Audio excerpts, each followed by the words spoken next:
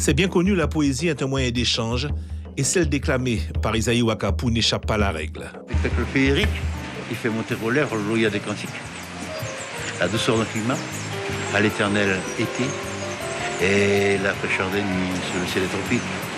La Guyane chanterait. Et depuis son départ vers le cercle des poètes disparus, les témoignages affluent. Animatrice radio pendant une dizaine d'années, Yolande Yekpong se souvient bien de l'auditeur Isaïe Ouakapou. C'est vrai qu'Isaïe, étant privé de la vue, avait une oreille très attentive.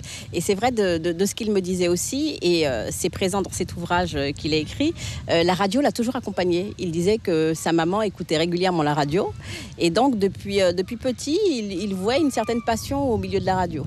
Et Isaïe, c'est quelqu'un qui, malheureusement, n'a pas eu, à mon sens, toute la reconnaissance qu'il aurait dû avoir. Parce que c'est vrai que c'est quelqu'un qui était toujours prêt, toujours volontaire à parler de la Guyane. Il m'a appris personnellement beaucoup de choses et je pense qu'il avait encore beaucoup de choses à apprendre aux jeunes générations. Isaïe Ouakapou puisait souvent son inspiration dans sa Guyane, une Guyane omniprésente dans ses 2 recueils de poèmes. Il va écrire une poésie très classique, très tournée sur, dans les premiers temps, sur les paysages de la Guyane. Et puis ensuite, c'est l'amour de la Guyane.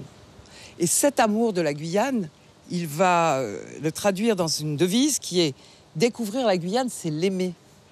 Et ça va se traduire effectivement par toute cette poésie qu'il déclame. Et quand Georges Ouakapou nous parle d'Isaïe, il nous parle d'un frère qui n'a pas été gâté par la vie. Isaïe, après son baccalauréat, il allait faire la médecine. Il était pour chercher l'étude.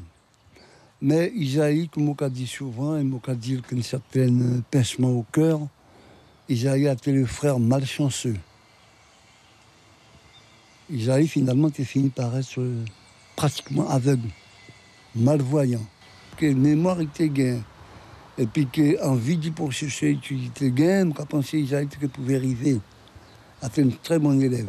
Que, comme aux croyants aussi, on a dit que mon Dieu, d'un côté efficace, certainement qu'il connaît une vie plus bon que ça était gain sur la terre.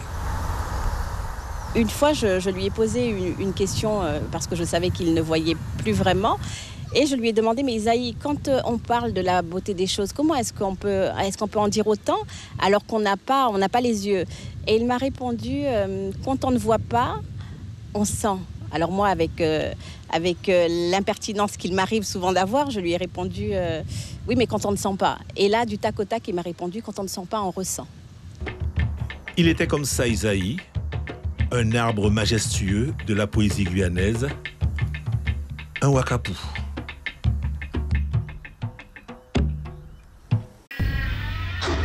Suivez l'info sur Guyana Première, télé, radio et internet.